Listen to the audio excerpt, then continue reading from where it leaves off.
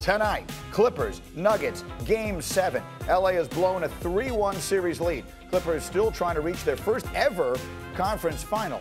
And of course, LeBron James and the Lakers are sitting and resting and waiting, and they have to love it. And here he is. The great Vince Carter is back with me, and we're going to show some dunks in a few minutes because everyone loved it the last time that we did that, Vince. But let's start with this. As the Nuggets and Clippers get going in Game 7 tonight, which of those two teams do you think the Lakers would rather face? Well, let's look at it like this. The Lakers versus the Clippers were 2-2. The Lakers versus Denver was 3-1.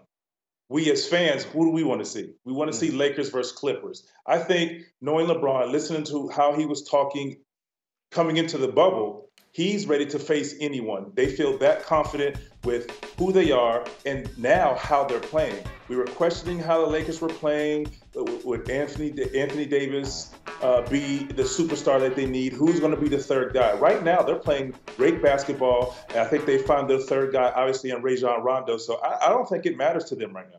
What's your expectation for tonight? Again, Clippers looked like they had this series put away, and now here they are in a winner-go-home game. What do you expect to happen?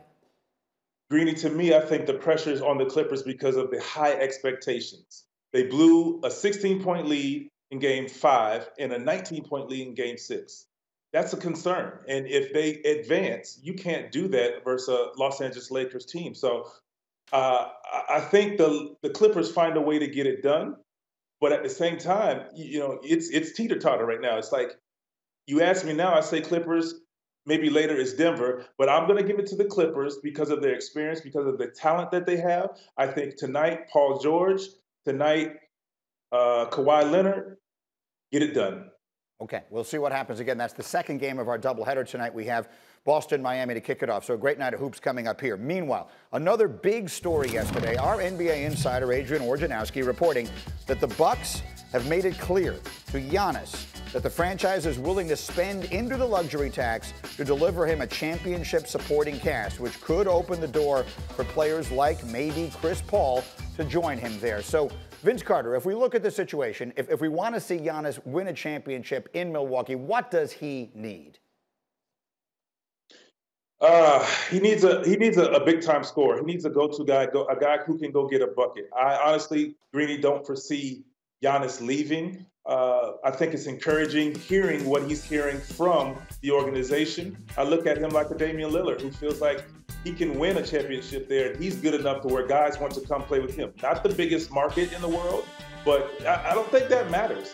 When you're winning, you're on TV, you feel like you have an opportunity. Guys will migrate to a good team if need be. And now you're hearing, hey, we'll spend in the luxury tax. That makes you feel good. That makes you feel good. I know his brother is there. You don't want to move if you don't have to. So a number two, I think you still keep a guy, the team that you have. You just got to go get you a scorer. You just got to go get your guy who can go get it to take some pressure off of Giannis. It would be interesting to see if they get a guy like Chris Paul to go there late in his career looking to win a championship with the young superstar. Okay, so the last time we had you, we showed a bunch of your dunks. And who doesn't like seeing that? So we thought we would do it this way. How would you describe, what is your favorite Vince Carter dunk? Everyone else has their favorite Vince Carter dunk. What's your favorite Vince Carter dunk? That's not fair. I tell you, I honestly, it's just a job. It was just what I enjoyed doing. I tell you, what makes me feel good was most talked about, and as we see the picture right here, the Olympic dunk. That was number one. It's most talked about. And the next most talked about dunk to me was the Alonzo Mourning dunk, and of course, the arm in the rim. How can we forget? So I look at those three as the most asked about, most talked about, and what was going through my mind when those plays were happening. So those plays I always think about and make me feel good because I talk about them the most. Listen, the casual nature with which you say the arm in the rim dunk, where did you come up with the idea to do the arm in the rim dunk in the slam dunk contest?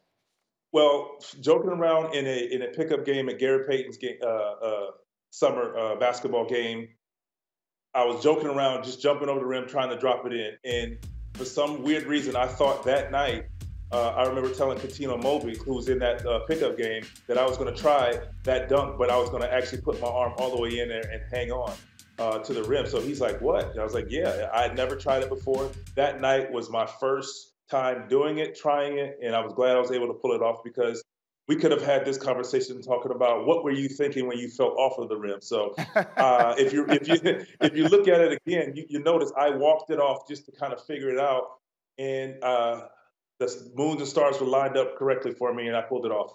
The rest was history. Vince Carter, thank you so much, my friend. Great to see you. We'll see you again soon.